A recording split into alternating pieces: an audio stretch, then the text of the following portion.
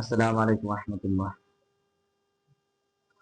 প্রিয় নবম ও দশম শ্রেণীর শিক্ষার্থীবৃন্দ, তো আজকে তোমাদের একটা গুরুত্বপূর্ণ বিষয় নিয়ে এখানে আলোচনা করা হবে। তো তোমরা দেখতে পাচ্ছ আজকে যে বিষয় হচ্ছে আলোচনা করা হবে এটা হলো তোমাদের বইয়ের 17 অধ্যায়, আর এটার নাম হলো তোমাদের পরিসংখ্যান। তো পরিসংখ্যানের মোটামুটি যে বিষয়গুলো আছে এর ভিতরে আজকে আমি এখানে কয়েকটা বিষয় তোমাদের সামনে আলোচনা করব, যে কিভাবে তোমরা অতি সহজে এই বিষয়গুলো কভার করতে পারো, শেষ করতে পারো। আর এই বিষয়গুলো দেখো, এখানে যে বিষয়গুলো আমি এখানে দেখছি, তো এখানে কিছু উপাত্ত দেওয়া আছে। তো আমরা জানি পরিসংখ্যানের উপাত্ত এগুলো দুই ধরনের হয়, একটা হলো বিন্যস্ত আর আরেকটা হলো অবিন্যস্ত। তো এই বিন্যস্ত উপাত্ত গুলো একটা ছক অথবা সাউর আকারে দেওয়া থাকে, অথবা নির্দিষ্ট একটা সাংখ্যিক মান অনুসারে ক্রমানুসারে এটা সজ্জিত বা সাজানো থাকে।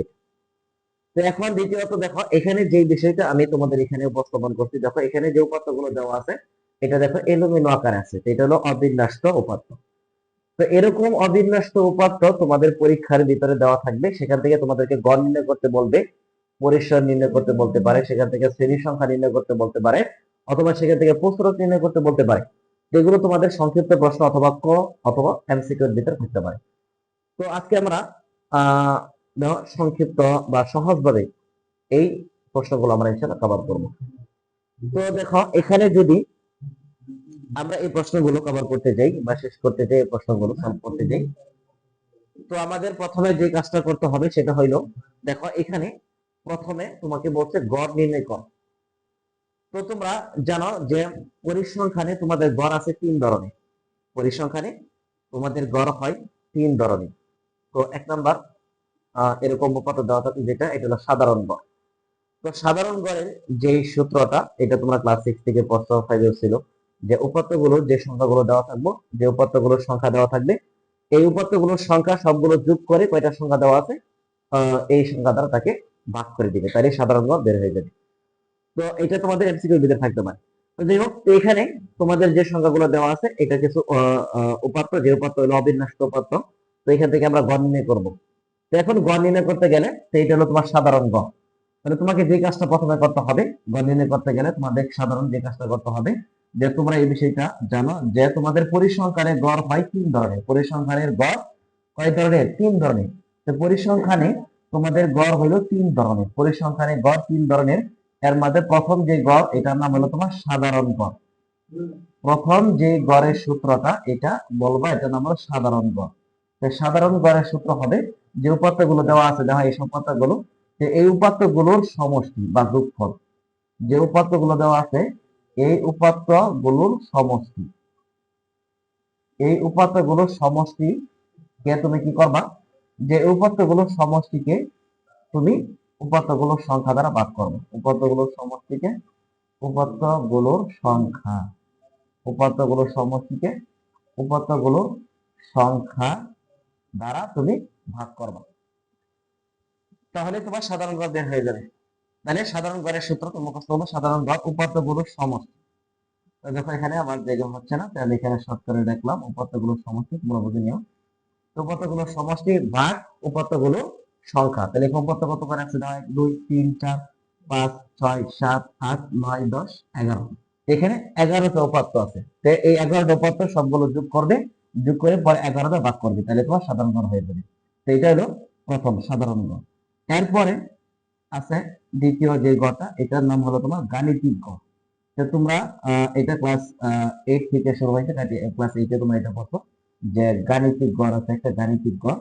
তো এখন এই গাণিতিক গড়ের একটা সূত্র আছে তোমাদের, যে গাণিতিক গড় equal summation f i x i divide by হলো এন। এটা হলো তোমাদের গাণিতিক গড়। এরপর আরেকটা গড় আছে, যেটা তোমাদের ক্লাস 9 10 এ সবচেয়ে বেশি পরিমাণ আসে, খর ভিতরে আসে এই প্রশ্নটা। তো সেটা হলো তোমার সংক্ষিপ্ত পদ্ধতিতে গড়। তো সেটা হলো তোমার সংক্ষিপ্ত পদ্ধতিতে। তাহলে এটা হলো তোমার সংক্ষিপ্ত পদ্ধতিতে গড়। এই হলো তোমার গড়ের তিনটা বিষয় বা তিনটা সূত্র আমরা বলতে পারি। তাহলে গড় হইলো পরিসংখ্যানে তোমাদের গড় হলো তিন ধরনের। পরিসংখ্যানে তোমরা তিন ধরনের গড় পাবে। এক নম্বর হলো সাধারণ গড়, যেটা হলো উপাত্তগুলোর সমষ্টি ডিভাইডেড বাই উপাত্তগুলোর সংখ্যা। আর দ্বিতীয় যে গড় তার নাম হলো গাণিতিক গড়। তো গাণিতিক গড় হবে তোমার এই যে summation fi xi divided by কত n। আর তিন নম্বর হলো সংক্ষিপ্ত বর্ধিত গড়, আর এই গড়টাই তোমাদের সবচেয়ে বেশি পরিমাণ আসে, বিশেষ করে নবম দশম শ্রেণীর ক্ষেত্রে এই এই গড়টা সবচেয়ে বেশি পরিমাণ আসে তোমাদের। তো দেখো, তো সংক্ষিপ্ত গড়ের সূত্র তোমরা জানো, তো a plus summation fi ui divided by n into হলো h। তো এই হইল তোমাদের গড়ের তিনটা বিষয়। আমরা পড়বো বা আমরা বিষয় আজকে এখানে জানলাম যে পরিসংখ্যানে তোমাদের গড় হয় তিন ধরনের। একটা হলো সাধারণ গড়, যেটা তোমার ক প্রশ্ন ভিতরে অথবা সংক্ষিপ্ত প্রশ্ন আকারে অথবা এমসিকিউ আকারে তোমাদের প্রশ্ন থাকতে পারে, এটা হলো প্রথম, এটা নাম হলো সাধারণ গড়। আর গাণিতিক গড়, এটা তোমার খ প্রশ্ন থাকতে পারে 4 নম্বরের জন্য। আবার সবচেয়ে বেশি পরিমাণ তোমার ইম্পর্টেন্ট হলো সংক্ষিপ্ত বর্ধিত গড়, যেটা সূত্র তোমরা জানো a plus summation fi ui divided by n into হলো h। তো এই তিনটা বিষয় তোমাদের গড়ের সূত্র। তো যাই হোক, তো আমি যে বিষয়টা তোমাদেরকে এখানে আজকে আমি যে প্রশ্ন কয়েকটা এখানে লিখছি 5টা প্রশ্ন, তো আজকে আমি এই কয়েকটা প্রশ্ন সলভ করবো। তো আমি এইদিকে যাচ্ছি না। তো এরপরে তোমাদেরকে বলে দিলাম এটা যে গড় নির্ণয় করো যখন বলবে তোমাদেরকে, তো এটা হলো সাধারণ গড়, কারণ এটা হলো অবিন্যস্ত উপাত্ত। এরকম অবিন্যস্ত উপাত্ত থেকে যদি গড় বের করতে বলতে পারে বা গড় বের করতে বলে, তাহলে তোমার যে গড়টা করবে সেটা হলো সাধারণ গড়। আর সাধারণ গড়ের জন্য সূত্র হবে এটা যে উপাত্তগুলো যেগুলো দেওয়া আছে সবগুলোর আমরা কি করব, সমস্ত করব, যোগ করব। যোগ করে পরবর্তীতে যে সংখ্যাগুলো আছে 11টা সংখ্যা আছে, 11টা বাদ দিয়ে দিবি, তাহলে আমাদের সাধারণ গড় বের হবে। তো যাই হোক, আমি এই পাশের যে অংশটা এটা মুছে ফেলছি। আমরা এইগুলো সলভ করবো ইনশাআল্লাহ, 5টা প্রশ্ন এখানে সলভ করবো আজকে। তো দেখো, প্রথম যে প্রশ্নটা আছে সাধারণ গড় বা গড় নির্ণয় করা বলছে। তো এখন যদি আমরা এটা সলিউশন করি, তাহলে দেখো, যদি আমরা এটা সলিউশনে যাই, তাহলে 1 নম্বর প্রশ্ন যেটা বলছে, তাহলে গড় নির্ণয় করো। তাহলে কি বলছিলাম, প্রথমে তোমার গড় নির্ণয় করতে বলে, যেটা বলছিলাম প্রথম কাজ হলো তুমি কতগুলো সমষ্টি বের করবে। তো প্রথমে তুমি লিখবা, তো প্রথমে তোমরা লিখবে যে উপাত্তগুলোর সমষ্টি। তো তুমি প্রথমে ডাইরেক্ট লিখবা উপাত্তগুলোর কি সমষ্টি। তো প্রথমে তুমি লিখবে উপাত্তগুলোর সমষ্টি সমান সমান সবগুলো যোগ করো। তাহলে 2 plus 10 plus 14 plus 17 plus 5 plus 3 plus 10 plus 9 পরে হলো প্লাস 8 প্লাস 4 প্লাস 16 ইকুয়াল। দেখো, এই সবগুলো তুমি কি করবে, যোগ করবে। এবার তো যোগ করার পরে যেই টোটাল এখানে মানটা আসবে, যোগ করার পরে মনে করো টোটাল এখানে যেই মানটা তোমার আসবে, তো এটা তুমি এখন ক্যালকুলেশন করতে পারো। এই মানটা এখন তুমি ক্যালকুলেশন করো। দেখো, এই মানটা আমরা ক্যালকুলেশন করি। তো টোটাল এখানে যে মানটা আছে, এখানে সম্পূর্ণ যে মানটা আছে, তো এখন আমরা এটা ক্যালকুলেশন করব। তাহলে দেখো, এখানে টোটাল সম্পূর্ণ যদি মান আসে, তো আমরা এখানে ক্যালকুলেশন করতে পারি। তো আমার এখানে ক্যালকুলেশন করা আছে মানটা, তো আমি ডাইরেক্ট এখান থেকে লিখে দেব, তোমরা ক্যালকুলেশন করবে এই মানটা। তো সম্পূর্ণ মান এখানে যদি আমরা ক্যালকুলেশন করি, তো এখানে সম্পূর্ণ মান হবে আমাদের 98। তো এখানে সম্পূর্ণ মান যদি তুমি ক্যালকুলেশন করো, তাহলে এখানে তোমার সম্পূর্ণ মান কত হবে, 98। তো এরপরে তুমি এখন ডাইরেক্ট সূত্রে চলে যাবে। এখন লিখবে সুতরাং নির্ণয়ে গড়। এখন তুমি লিখবে সুতরাং নির্ণয়ে গড় সমান সমান, তাহলে তোমার সম্পূর্ণ হয়েছে কত, 98, 98। আর সংখ্যা ছিল কয়টা, 11টা সংখ্যা, এখানে উপাত্ত আছে 11টা উপাত্ত আছে, তাহলে 98 ডিভাইডেড বাই 11। তো এখন এই 98 এ 11টা বাদ দিল, তাহলে বাদ দিলে তোমার যে মানটা আসবে, দশমিকের পরে 8.91 আর সামথিং আসতে পারে, তো তুমি এইটুকু লিখে পাই লিখে দিবে। তো এই হলো তোমার আনসার। ঠিক আছে, এই হলো তোমার আনসার। তো এই হলো সাধারণ গড়। আমরা এইভাবে সহজভাবে সাধারণ গড় বের করবো। আর এটা তোমাকে সংক্ষিপ্ত প্রশ্নের মধ্যে অথবা ক অথবা তোমাকে এমসিকিউ দিতে পারে। তখন তুমি কি করবে, তখন তার এতগুলো লেখার দরকার নেই। যখন এমসিকিউ আসবে, সোজা সাপটা যে মানগুলো দেওয়া থাকবে সবগুলো যোগ করবা, টোটাল হলো 98, পরে সংখ্যা 11 ঘন্টা বাদ দিবা, এটা পরে ক খ গ বড় ক এখানে দেওয়া থাকবে, পরে তুমি টিক দিয়ে দিবা। এটা হলো এমসিকিউ এর ক্ষেত্রে। আর যদি কর ভিতরে আসে বা সংক্ষিপ্ত প্রশ্নের মধ্যে, তখন এইভাবে আনসার করবে। ঠিক আছে, আশা করি এটা বুঝতে পারছো। তো আমরা দ্বিতীয় প্রশ্ন করে যাই। দ্বিতীয় যে প্রশ্নটা আছে এটা হলো পরিসর নির্ণয় করো। তো এখন পরিসর নির্ণয় করতে গেলে তোমরা পরিসরের সূত্র এটা তোমরা আশা করি সকলেই জানো।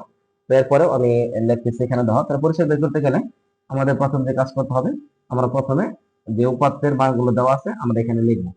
আমরা শিখছি যে পরিসরের একটা সূত্র আছে, যে পরিসর সমান সমান সর্বোচ্চ সংখ্যা মাইনাস সর্বনিম্ন সংখ্যা প্লাস 1। এটা হলো আমাদের পরিসরের সূত্র। এই জন্য আমাদের প্রথম কাজ কি করতে হবে, প্রথমে আমরা লিখবো দেওয়া আছে বলে এই উপাত্ত যে দেওয়া আছে, এই উপাত্ত থেকে সর্বোচ্চ মান আমরা খুঁজে বের করবো। তাহলে দেওয়া আছে উপাত্তের ভিতরে সর্বোচ্চ মান লেখো, দেওয়া আছে সর্বোচ্চ মান। তাহলে সর্বোচ্চ মান দেখো এখানে কত দেওয়া আছে, সর্বোচ্চ মান দেখো এখানে কত দেওয়া আছে, সর্বোচ্চ মান দেওয়া আছে তোমার কত 17। এরপরে তুমি সর্বনিম্ন মান বের করবে, দ্বিতীয়তে তুমি সর্বনিম্ন মান বের করবে। তাহলে পরে হলো তোমার সর্বনিম্ন মান সমান সমান দেখো এখান থেকে সর্বনিম্ন কত দেওয়া আছে 2, সর্বনিম্ন মান দেওয়া আছে কত 2। ওকে, এরপরে তুমি এখন সূত্রে চলে যাও। এখন সূত্র আমরা শিখছি, সূত্র যে পরিসর সমান সমান সর্বোচ্চ মাইনাস সর্বনিম্ন প্লাস 1। তো এই হলো তোমার সূত্র। তাহলে পরিসর সমান সমান সর্বোচ্চ মান মাইনাস সর্বনিম্ন মান প্লাস কত 1। এখন সর্বোচ্চ 17 থেকে সর্বনিম্ন যদি 2 মাইনাস করে থাকবো কত 15 প্লাস হলো 1 ইকুয়াল কত 16, 16। এই হলো আমাদের আনসার। দেখো অনেক সহজ এই অঙ্কগুলো। তো তুমি এভাবে স্টেপ বাই স্টেপ এভাবে করবে, ইনশাআল্লাহ প্র্যাকটিস করবে, ইনশাআল্লাহ এগুলো কভার হয়ে যাবে। তোমাদের দ্বিতীয় অঙ্ক, দ্বিতীয় নম্বর প্রশ্ন এটা শেষ হলো। এখন 3 নম্বর শ্রেণীর সংখ্যা নির্ণয় করতে বলছি। তো শ্রেণী সংখ্যারও একটা সূত্র আছে, আমরা জানি যে শ্রেণী সংখ্যা নির্ণয় করতে গেলে আমাদের শ্রেণী ব্যক্তি দেওয়া থাকতে হবে, শ্রেণী ব্যক্তি দেওয়া থাকতে হবে, অর্থাৎ শ্রেণী ব্যক্তি বা শ্রেণী ব্যবধান।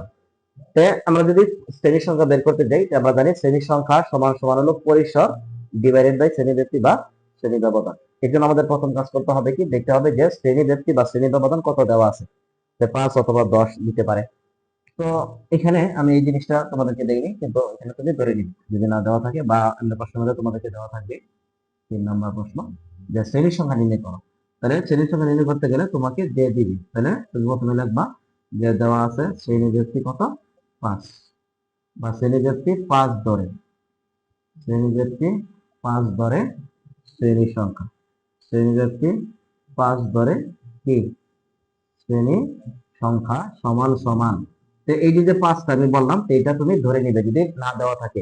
তোমাদের যখন শ্রেণীর সংখ্যা বের করতে বলবে তখন প্রশ্নের মধ্যে তোমাদেরকে দিয়ে দিবে যে শ্রেণী ব্যক্তি 5 অথবা 10 ধরে, এটা বলে দিবে। আর না বললে তুমি এটা নিজের মতো ধরে নিবে। শ্রেণী ব্যক্তি 5 ধরে শ্রেণী সংখ্যা সমান সমান, শ্রেণী সংখ্যার সূত্র কি বলছিলাম, যে শ্রেণী সংখ্যার সূত্র হলো তোমার পরিসর ডিভাইডেড বাই শ্রেণী ব্যক্তি অথবা শ্রেণী ব্যবধান, শ্রেণী ব্যক্তি অথবা কি শ্রেণী ব্যবধান, এটা হলো তোমার সূত্র। তো এখন দেখো পরিসর, তুমি আগের প্রশ্নের মধ্যে পরিসর বের করছিলে, মনে আছে তোমাদের আগের প্রশ্নের মধ্যে পরিসর বের করছিলাম। তো আগের প্রশ্নের ভিতরে আমাদের পরিসর বের হয়েছিল কত 16, 16। আর শ্রেণী ব্যক্তি তো দেওয়া আছে কত 5, 5, এই যে 5। এখন 16 যদি তুমি কি করো 5 দ্বারা ভাগ দাও, 16কে যদি তুমি এখন 5 দ্বারা ভাগ দাও তাহলে তোমার হবে কত 3 5 15 থাকবে 1, তাহলে এখানে হবে 10, 5.2। তো 16কে 5 দ্বারা যদি আমরা ভাগ দিই তাহলে আমাদের এখানে মান হবে সরি 3 5 15, সরি, তাহলে এখানে হবে 3.2। কি হবে 3.2। তো এখন আমরা বলছিলাম শ্রেণীর সংখ্যা, আমরা কিন্তু জানি এটা যে শ্রেণীর সংখ্যা হলো একটা বিচ্ছিন্ন চলক, এজন্য বিচ্ছিন্ন চলক গুলো পূর্ণ সংখ্যাই হতে হবে। এজন্য এখানে 3.2 আছে, এটা রাখা যাবে না, এটা আমরা কি করে বলবো, এটা আমরা পূর্ণ সংখ্যা করে ফেলবো। তাহলে কত হবে 4, কত হবে 4। তো এটা হবে তোমার আনসার। কারণ শ্রেণীর সংখ্যা হলো কি, এটা একটা কি সংখ্যা বিচ্ছিন্ন চলক, এই জন্য বিচ্ছিন্ন চলক এখানে দশমিকে রাখা যাবে না, ভগ্নাংশ আকারে রাখা যাবে না, এটাকে পূর্ণ সংখ্যা বানাইতে হবে। এই জন্য 3.2, এটার জন্য পূর্ণ সংখ্যা হবে কত 4। এটা তুমি এভাবে ডাইরেক্ট সমাধান লিখতে পারো, অথবা তুমি এটাকে এভাবে লিখতে পারো ভাঙা সিম্বল দিয়ে, এভাবে ভাঙা সিম্বল দিয়ে লিখতে পারো। তাহলে 4, এই হলো তোমার আনসার, এই হলো শ্রেণীর সংখ্যা। তো 3 নম্বর প্রশ্নের আনসার আমাদের এখানে সলভ হলো, কভার হয়েছে। তাহলে এরপরে 4 নম্বর প্রশ্নে চলে যাই। তো এগুলো তোমাদেরকে আমি বারে বারে বলছি যে এগুলো তোমাদের সংক্ষিপ্ত প্রশ্ন অবজেক্টিভ, এগুলোর মধ্যে এমসিকিউর মধ্যে বেশি পরিমাণ আসতে পারে। সেই জন্য আমরা এগুলো দেখো, এগুলো পারলে ভিতরে প্রশ্নগুলো আমরা সহজভাবে কভার করতে পারবো। সেই জন্য আমরা যদি এগুলো খেয়াল করে বারে বারে প্র্যাকটিস করবে, আরো যে প্রশ্নগুলো আছে তোমাদের বোর্ড বইয়ের ভিতরে বা তোমাদের গাইড বইয়ের ভিতরে যেগুলো আছে এগুলো প্র্যাকটিস করুন বেশি বেশি করে। তো এরপরে দেখো 4 নম্বর বলছে প্রচুরক নির্ণয় করো। তো প্রচুরক নির্ণয় করার ক্ষেত্রে আমরা জানি প্রচুরক কি? প্রচুরক হইলো পরিসংখ্যান উপাত্তের ভিতরে যে সংখ্যাটি সর্বাধিকবার থাকবে, মানে একাধিকবার থাকবে, 5 বার 10 বার, মানে সবচেয়ে সর্বোচ্চ পরিমাণ থাকবে, এরকম যে সংখ্যাটা হবে তার নামে হলো প্রচুরক। তাহলে দেখো এখানে যে উপাত্তগুলো দেওয়া আছে, যে তুমি এখান থেকে খেয়াল করো যে এই উপাত্তের ভিতরে কোন সংখ্যাটি একাধিকবার আছে। এই সংখ্যাগুলোর ভিতরে কোন সংখ্যাটি একাধিকবার আছে?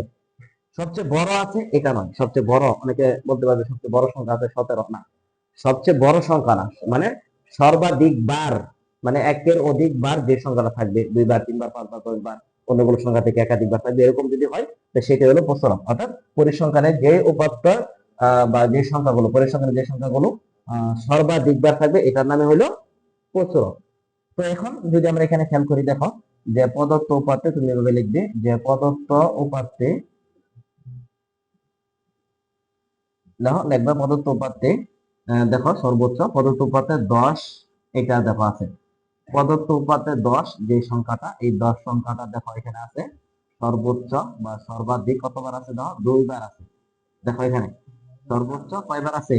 2 বার আছে। যে প্রদত্ত উপাত্তে ধরো 10 সংখ্যাটা, এই যে একবার, এই যে একবার, ধরো 2 বার আছে, তাহলে একবার প্রদত্ত উপাত্তে 10 আছে সর্বোচ্চ 2 বার, 10 আছে সর্বোচ্চ কয়বার? 2 বার। তাহলে সুতরাং প্রচুরক সমান সমান 10। শেষ। তো সুতরাং প্রচুরক সমান সমান কত? 10। ওকে, ঠিক আছে। দেখো অনেক সহজ। তো অনেক সহজ ভাবে আমরা এটা প্রচুরক বের করতে পারছি। তো এখন দেখো এখানে প্রদত্ত উপাত্তের ভিতরে প্রদত্ত উপাত্তে 10 আছে সর্বোচ্চ 2 বার, এর জন্য প্রচুরক হবে কত? 10। অর্থাৎ গণসংখ্যার মধ্যে যে সংখ্যাটি সর্বাধিকবার থাকবে, গণসংখ্যার ভিতরে যে সংখ্যাটি সর্বাধিকবার থাকবে তার নামে কি? প্রচুরক। ওকে, আমাদের প্রচুরক নির্ণয় হয়ে গেল। এরপর আমাদের শেষ প্রশ্ন, তো যেটা হলো কি মদ্যক, যেটা কি মদ্যক। তো এটার জন্য আমাদের তো জায়গা বেশি লাগবে, এই জন্য আমি এটা সম্পূর্ণ মুছে ফেলতেছি। উপরে যে মানগুলো আছে এগুলো দেওয়া থাক, সম্পূর্ণ প্রশ্নগুলো শেষ করে ফেলছি। তো এটাই আমাদের শেষ প্রশ্ন আজকের জন্য ইনশাল্লাহ। তাহলে এটা হলো 5 নম্বর। তো 5 নম্বর আমাদেরকে বলছে কি জন্য? যে মদ্যক নির্ণয় করো। তো এখানে একটা বিষয় খেয়াল করবা যে যদি আমাদেরকে মদ্যক বের করতে বলে, আর এটা হলো অবিন্যস্ত উপাত্ত, তোমাদেরকে আমি প্রথমে বলছি যে এই যে উপাত্তগুলো দেওয়া আছে এটা হলো অবিন্যস্ত উপাত্ত। এরকম অবিন্যস্ত উপাত্ত থেকে যদি আমরা মদ্যক বের করতে যাই, তাহলে আমাদের প্রথম যে কাজটা করতে হবে, আগে এই উপাত্তগুলো সজ্জিত করতে হবে, সাজাইতে হবে। সাজানোর পরে পরে দেখতে হবে যে উপাত্তের যে মোট সংখ্যাগুলো আছে, উপাত্তের যে সংখ্যাগুলো দেওয়া আছে এখানে টোটাল কয়টা সংখ্যা আছে। তো এটা আমরা কিছুক্ষণ আগে দেখছি যে এখানে গড় বের করার সময় যেখানে টোটাল 11টা সংখ্যা আছে। 11টা সংখ্যা কি জোড় না বেজোড়? 11টা সংখ্যা হলো বেজোড়। তো মদ্যকের জন্য এরকম অবিন্যস্ত উপাত্তের ক্ষেত্রে জোড় আর বেজোড় অনুসারে দুইটা সূত্র আছে। যদি বেজোড় হয় তাহলে বেজোড়ের সূত্র হলো n+1 ডিভাইডেড বাই 2 তম পদ, n+1 ডিভাইডেড বাই 2 তম পদ, এটা হলো বেজোড়ের জন্য। আর যদি উপাত্তের এই সংখ্যাগুলো জোড় হয়, মনে করো 10টা 8টা 12টা এরকম হইলো, তখন মধ্যক নির্ণয়ের সূত্র হইলো n/2 তম পদ প্লাস n/2 প্লাস অন্তম পদ ডিভাইডেড বাই 2। এই দুইটা সূত্র। তো ঠিক আছে, এই দুইটা সূত্র আমি এখানে লিখবো ইনশাআল্লাহ। তাহলে এখন দেখো প্রথমে কি কাজ করছিলাম, যে মধ্যক যদি আমাদেরকে বের করতে বলে এরকম অবিন্যস্ত উপাত্ত থেকে, এরকম অবিন্যস্ত উপাত্ত থেকে যদি আমাদেরকে মধ্যক নির্ণয় করতে বলে, তো আমাদের প্রথম যে কাজ করতে হবে, প্রথম কাজ করতে হবে এই উপাত্তগুলোকে আমরা ঊর্ধ্বক্রমে প্রথমে সাজাবো, ক্রমানুসারে ঊর্ধ্বক্রমে সাজাবো ছোট থেকে বড়। তাহলে আমরা প্রথমে লিখবো যে উপাত্ত গুলোকে, প্রথমে আমরা লিখবো এইভাবে যে উপাত্ত গুলোকে ঊর্ধ্বক্রমে সাজানো হলো। প্রথমে আমরা এই কথাটা লিখবো, উপাত্ত গুলোকে কিভাবে? ঊর্ধ্বক্রমে, উপাত্ত গুলোকে ঊর্ধ্বক্রমে কি সাজানো হলো, উপাত্ত গুলোকে ঊর্ধ্বক্রমে সাজানো হলো। তো প্রথমে আমরা এই বিষয়টা লিখবো। কখন? যখন এরকম অবিন্যস্ত উপাত্ত দেওয়া থাকবে এবং আমাদেরকে বলবে মধ্যক নির্ণয় করো, তখন আমরা প্রথমে যে উপাত্তগুলো দেওয়া থাকবো এদেরকে আমরা আগে সজ্জিত করবো। তাহলে দেখো সজ্জিত করি, প্রথমে দেওয়া সবচেয়ে ছোট মান আছে 2, ঊর্ধ্বক্রমে সাজানো, ঊর্ধ্বক্রম বলতে কি? ছোট থেকে বড়, ঊর্ধ্বক্রমে, ঊর্ধ্বক্রমে মানে ছোট থেকে বড়। তাহলে 2 প্রথমে আছে, ধরো 2 আছে, পরে আছে ধরো তোমার কত 3, এরপরে আছে ধরো তোমার 4, এরকম ভাবে এগুলো সজ্জিত করবে, সাজাইবে 4। এরপরে তোমার আছে কত 5, এভাবে তুমি সাজাও, এভাবে সাজাইবে। তো আমি দেখো তাড়াতাড়ি করার জন্য আমার কাছে শীট আছে, যেটা আমি তোমাদেরকে বলছি যে এখানে করা আছে, সজ্জিত করা আছে। তো আমি তাড়াতাড়ি করার জন্য এখানে সজ্জিত করতেছি। তো তোমরা যখন করবে তখন তোমরা এটা কি করবে, সাজায় নিয়ে যাবে, ঠিক আছে? তোমরা আগে এটা সজ্জিত করে নিবে, যে উপাত্তগুলো যে মানগুলো আছে, তোমরা উপাত্তগুলো এগুলো মানের প্রমাণের সাথে এগুলো সজ্জিত করে নেবে, ঠিক আছে? তোমরা আগে এখানে সজ্জিত করে নেবে। তাহলে প্রথমে আছে 2, পরে 3, 4, 5, এরপরে দেখো আছে তোমার কত 8, এরপর আছে তোমার 9, এরকম ভাবে সাজাও। পরে 10 আছে দুইবার, তো পাশাপাশি থাকবে 10 আবার 10। এরপরে তোমার আছে কত 14, সাজাও তুমি 14, এরপর আছে তোমার কত 16, এরপরে শেষে কত আছে 17। তো এইগুলো টোটাল সাজানো, এগুলো সাজাইলাম প্রথমে, ওকে? তো সাজানোর পরে যে বিষয়টা বললাম, যে পরে তোমার কাজ কি, সাজানোর পরে তোমার কাজ হইলো, পরে এখানে লিখবা যেখানে মোট উপাত্ত, পরে লিখবা এখানে, লিখবা যে এখানে, এখানে মোট উপাত্ত, পরে লিখবা এখানে মোট উপাত্ত, পরে লিখবা যেখানে মোট উপাত্ত n সমান সমান কয়টা দিনে বলছিলাম, 11। কত, 11। এখানে মোট উপাত্ত n ইকুয়াল 11। পরে 11 কি সংখ্যা, জোড় না বেজোড়? পরে লিখবা 11 যা কি সংখ্যা, বেজোড় সংখ্যা, যা কি সংখ্যা, বেজোড় সংখ্যা, এভাবে লিখবা। তো আমি বলছিলাম যে যদি উপাত্তের সংখ্যা বেজোড় হয়, তো তখন মধ্যক নির্ণয়ের সূত্রটা হবে কি বলছিলাম জানি, n+1/2 তম পদ। তখন মধ্যক হবে, মধ্যক সমান সমান সূত্র হলো তখন n+1/2 এত তম পদ। তো এই হলো তোমার সূত্র। তখন যখন উপাত্ত কি হবে, বেজোড় হবে। তো বেজোড় হইলে n যেহেতু বেজোড়, বেজোড় হলে মধ্যক নির্ণয়ের সূত্র হলো মধ্যক সমান সমান n+1/2 এত তম পদ। তো এখন এখানে তুমি n এর জায়গায় মান বসাইলো, n এর মান কত 11, 11 প্লাস হলো কত 1/2 এততম পদ। এখন তুমি যোগ করো 11 আর 1, 12, 12/2 এততম পদ। পরে এখানে কত হবে 6, 2 দিয়ে যদি 6 দিয়ে করি তাহলে কত হবে 6। তাহলে এখানে 6 তম পদ। তাহলে এখন 6 তম পদ। এখন 6 তম পদ ওকে তোমার উপরে যে তুমি সজ্জিত করছি না, তাহলে 1, 2, 3, 4, 5, 6, এই যে 6 তম পদ। এভাবে পরে এখানে কত আসছে 6 তম পদ, 6 তম পদ আসছে এখানে। তাহলে এখানে যদি 6 তম পদ আসে, তাহলে তুমি কি করবা, এই 6 তম পদ এখানে যে পদের সজ্জিত করছি এখান থেকে প্রথম থেকে গুণে 6 তম পদ পর্যন্ত যাবে। তাহলে 1, 2, 3, 4, 5, 6, এই যে 6, এটা হলো 6 তম পদ। 6 কত 9, তখন 6 তম পদ 9 হবে। এই হলো তোমার answer। তো ওকে, তাহলে আমরা কি বললাম, যে যদি আমাদেরকে এরকম অবিন্যস্ত পথ থেকে আমাদেরকে যদি বলে কি করো, যে মধ্যক নির্ণয় করো, তাহলে আমাদের প্রথম কাজ হবে এই উপাত্তগুলোকে, আমাদের উপাত্তগুলোকে আগে মানের ক্রমানুসারে মানে ঊর্ধ্বক্রমে আগে এটা সাজাতে হবে। সেটা লিখবে, পরে তুমি কি করবো, মানে ছোট থেকে বড় ক্রমে সাজাইবা। ঊর্ধ্বক্রমে বলতে ছোট থেকে বড় ক্রমে সাজাইবা। তো প্রথমে এভাবে সজ্জিত করবা, ছোট থেকে বড় ক্রমে সাজাইবা প্রথম কাজ। পরে বলবা এখানে মোট উপাত্ত n ইকুয়াল কত, উপাত্ত আছে কয়টা, উপাত্ত আছে 11টা। 11টা সংখ্যা কি, বেজোড় সংখ্যা। আর বেজোড় সংখ্যার জন্য মধ্যকের সূত্র হলো n+1/2 তম পদ, n+1/2 তম পদ। এখন তো n 11, 11 + 1/2 তম পদ। পরে 11 আর 1 কত 12, 12/2 তম পদ। তো 12 দিতে ভাগ দিলে কত হলো 6, মানে 6 তম পদ। তো এখন এখান থেকে পদ বের করবো, 6 তম পদ গুণে 1, 2, 3, 4, 5, 6, এই যে 5, 6 তম পদ মানে 6 তম পদ। তাহলে 1, 2, 3, 4, 5, 6, এই 6 তম পদ কত হইতেছে 9। তাহলে এই 6 তম পদের জায়গায় 9 বসাই দিবা, এটাই হলো তোমার answer। তো এইভাবে তুমি কি করতে পারবা, মধ্যক বের করতে পারবা। তো এই মধ্যক হলো তোমার কি, এটা যদি তোমাকে কি এরকম মধ্যক বলে যোগ সংখ্যার ক্ষেত্রে। তো এখন আমরা আরেকটা নির্ণয় করি মধ্যক, যেটা হলো কি বেজোড় সংখ্যার ক্ষেত্রে। এরকমই, তাহলে আমাদের এই টাইপের যে অঙ্কটা গেছে এটা মোটামুটি শেষ। এটা বেজোড় সংখ্যক ছিল, এই জন্য এখন জোড় সংখ্যক যদি হয়, তো এটা আমরা বেজোড় করলাম। এখন যদি আমাদেরকে জোড় সংখ্যক বলে দেয়, দেখো এখন যদি আমাদেরকে জোড় সংখ্যক বলে, এখন যদি আমাদেরকে কি বলে, যদি এখন আমাদেরকে বলে যে জোড় সংখ্যক সংখ্যা দেওয়া আছে। তো মনে করো আমি আরেকটা প্রশ্ন নিতেছি।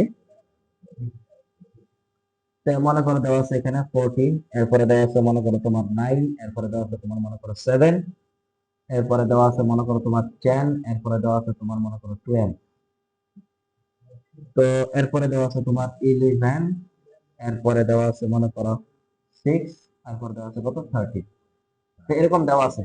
তো বললো কি করো, যে মধ্যক নির্ণয় করো। এটা বলতে কি নির্ণয় করার জন্য বলছে, মধ্যক কি করো নির্ণয় করো। এটা দিয়ে বলছে মধ্যক নির্ণয় করো। তো মধ্যক নির্ণয় করতে বলছি। তাহলে মধ্যক নির্ণয় করার জন্য প্রথমে যে কাজটা আমি বলছিলাম যে প্রথমে তোমরা কি করবা, প্রথমে এই যে উপাত্তগুলো দেওয়া আছে আর এটা তো অবিন্যস্ত, কারণ বিন্যস্ত যদি হইতো তাহলে একটা সাজানো থাকতো, একটা নির্দিষ্ট ক্রম অনুযায়ী সাজানো থাকতো, ছোট থেকে বড় অথবা বড় থেকে ছোট। তো তোমরা যখন এটা দেখবে, দেখো তোমাদেরকে এখানে দেখা যাচ্ছে যে তোমরা এটা দেখলে বুঝবে যেটা কি অবিন্যস্ত, দেখে বোঝা যাচ্ছে এলোমেলো সংখ্যা আছে, এই জন্য এটা হলো একটা অবিন্যস্ত উপাত্ত। তো এরকম অবিন্যস্ত উপাত্ত থেকে যদি এরকম অবিন্যস্ত উপাত্ত থেকে যদি আমরা কি করি মধ্যক নির্ণয় করি, তাহলে আমাদের এই দুইটা সূত্র আছে, দুইটা সূত্র, একটা হলো জোড় সংখ্যার জন্য আর একটা হলো বেজোড় সংখ্যক উপাত্তের জন্য। তাহলে আমাদের প্রথম যে কাজটা মধ্যক নির্ণয় করতে, আমাদের প্রথম যে কাজ সেটা হলো আমরা প্রথমে এই উপাত্তগুলোকে আমরা ঊর্ধ্বক্রমে অর্থাৎ ছোট থেকে বড় ক্রমে সাজাবো, এটা প্রথম কাজ। পরে দ্বিতীয় কাজ, পরে দেখবো এখানে মোট উপাত্ত যে সংখ্যাটা এটা জোড় না বেজোড়, মোট যে উপাত্তের সংখ্যা 10, 11, 9, 8 যে এরকম হইতে পারে, তো এরকম জোড় না বেজোড়, এটা দ্বিতীয় কাজ। পরবর্তীতে আমরা জোড় বেজোড় অনুসারে আমরা সূত্র ইউজ করব। তাই আমি কিছুক্ষণ পূর্বে আমাদের 5 নম্বর যে প্রশ্নটা ছিল সেখানে আমি বেজোড় সংখ্যক যে ছিল 11 এটা আমি করছি, তো এখন আমি জোড় সংখ্যক এখানে করব।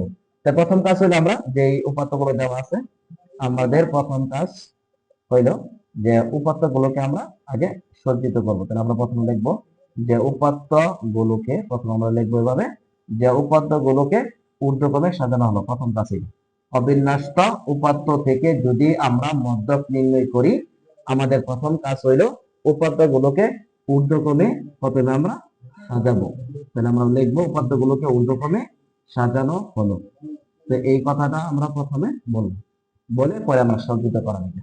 এখন সাজাও, দেখো এখানে সর্বনিম্ন মান কত আছে তোমার 6, এরপরে কত আছে 7, এরপরে কত আছে তোমার দেখো, এরপরে আছে তোমার 9, এরপরে আছে কত 10, এরপরে আছে তোমার কত 11, এরপরে আছে তোমার কত 12, এরপরে আছে তোমার কত 13, এরপর আছে তোমার কত 14। দেখো তো এই হলো টোটাল সংখ্যা। তো পরবর্তীতে এখানে আমি সজ্জিত করলাম। তো এরপরে কাজ হইলো, পরে বলবা এখানে মোট উপাত্ত দেখো কয়টা, দেখো এখানে মোট উপাত্ত দেখো কয়টা আছে, এখানে দেখো মোট উপাত্ত, দেখো এখানে মোট উপাত্ত n সমান সমান টোটাল আছে কয়টা 8, দেখো 8, এখানে মোট উপাত্ত n ইকুয়াল টু 8, 1 2 3 4 5 6 7 8, তাহলে এখানে মোট উপাত্ত আছে কয়টা 8টা, 8। তাহলে 8 কি সংখ্যা, যা জোড় সংখ্যা, 8 যা কি সংখ্যা জোড় সংখ্যা, 8 এটা কি সংখ্যা জোড় সংখ্যা।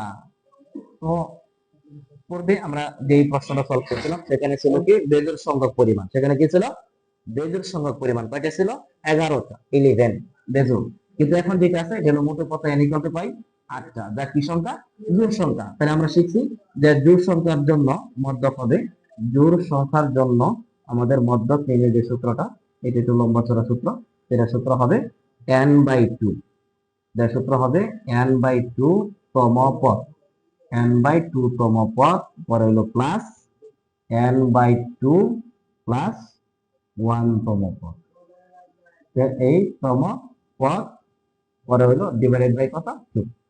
তো এই হলো সূত্র, জোড় সংখ্যার জন্য আমরা এই সূত্র ইউজ করব, n/2 তম পদ প্লাস n/2 প্লাস 1 তম পদ ডিভাইডেড বাই 2। এখন আমরা দেখো মান বসাই, এখন এখানে আছে n, এর মান কত আছে 8, তাহলে এখন দেখো 8 বাই কত 2, এত তম পদ, দেখো এই। তো পরবর্তীতে কি করো, পরে এই যে একটা প্লাস আছে মাঝখানে প্লাস, পরে আবার এই যে n/2 মানে 8/2 প্লাস কত 1, এত, পরে হলো এই যে এততম কি পদ, এই যে তম পদ নিশ্চয় হলো কত ডিভাইডেড বাই কত 2। ওকে, তো এখন আমরা এখানে কাটাকাটি করি, 2 8 এর মধ্যে কত দিতেছে 4 বার, তাহলে 4তম পদ, তাহলে এখানে কততম হইতেছে 4তম পদ হচ্ছে, পরে প্লাস এখানে দেখো 4 আর 1 কত 5, এখানে হইতেছে কত 5তম পদ, 5তম পদ, আর নিচে হইতেছে তোমার ডিভাইডেড বাই কত 2। ঠিক আছে, তো এরপর এখন যদি আমরা এটা মান ব্যবহার করি, 4তম পদের মান যে বলছিলাম আগের মতো, এখান থেকে আমরা 1 2 3 4 এভাবে এই 4তম পদ আর 5তম পদের মান এখান থেকে গুণে 1 2 3 4, এই যে 5তম পদ এটা, তো এই দুইটা মান আনবো।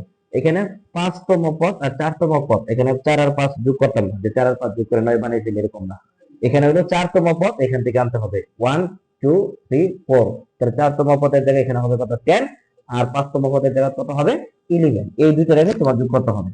তাহলে এখন দেখো এই দুটো রেখে এখানে যদি আমি যোগ করি, তাহলে এখানে হয়ে যাচ্ছে তোমার কত 10, আর সেখানে হয়ে যাচ্ছে কত 11। তাহলে 10 প্লাস 11 ডিভাইডেড বাই কত 2, ডিভাইডেড বাই কত হচ্ছে 2। ওকে, তো এখন আমরা তুমি কি করবা, যোগ করে দাও, শেষ। এখন যদি তুমি এখানে কি করো, যোগ করো, দেখো তাহলে 10 আর 11 এদের যদি আমরা যোগ করি তাহলে কত হইতাছে 21। 20 আর 1 21 ডিভাইডেড বাই কত 2, 20 বাই 21 ডিভাইডেড বাই কত 2, 10 আর 11। ওকে, তো এখন এই যদি আমরা যোগ করি 21, 21 কে 2 দ্বারা ভাগ করলে তোমার কত হবে 10.5। এই হলো তোমার মধ্য, জোড় সংখ্যার, এই হলো তোমার জোড় সংখ্যার মধ্য। ঠিক আছে, তাহলে আমরা এখানে মধ্যক নির্ণয় করলাম। এটা হলো অবিন্যস্ত উপপাদ্যের ক্ষেত্রে মধ্যক, আর অবিন্যস্ত উপপাদ্যের ক্ষেত্রে এই মধ্যক। তো এটা তোমাদের জন্য 2 নাম্বার কর ভিতরে থাকবেই, অথবা সংক্ষিপ্ত প্রশ্নের মধ্যে, অথবা তোমাদের অবজেক্টিভ এর ভিতরে এটা থাকবে। এখন যদি এটা তোমাদের যে এমসিকিউ এর মধ্যে আসে তখন কিভাবে সলভ করবে, তখন তো এত লম্বা চড়া অঙ্ক ম্যাথ এভাবে করা যাবে না। তখন আমরা কি করব, তখন আমাদের কাজ হইলো যে আমরা প্রথমে এটাকে সজ্জিত করে ফেলবো, এরকম ভাবে দাও, এরকম ভাবে সজ্জিত করবা। তো সজ্জিত করে পরবর্তীতে এখানে করবা এমসিকিউ এর জন্য। যদি আমরা এটাকে এমসিকিউ আকারে সলভ করতে চাই, দাও, যদি আমরা এটাকে এমসিকিউ আকারে সলভ করতে চাই, তাহলে আমরা প্রথমে এই যে পত্রগুলো আছে এটার আগে আমরা সাজাইবো। এই যে সাজাইলাম প্রথমে, এইভাবে সজ্জিত করলাম মনে করো।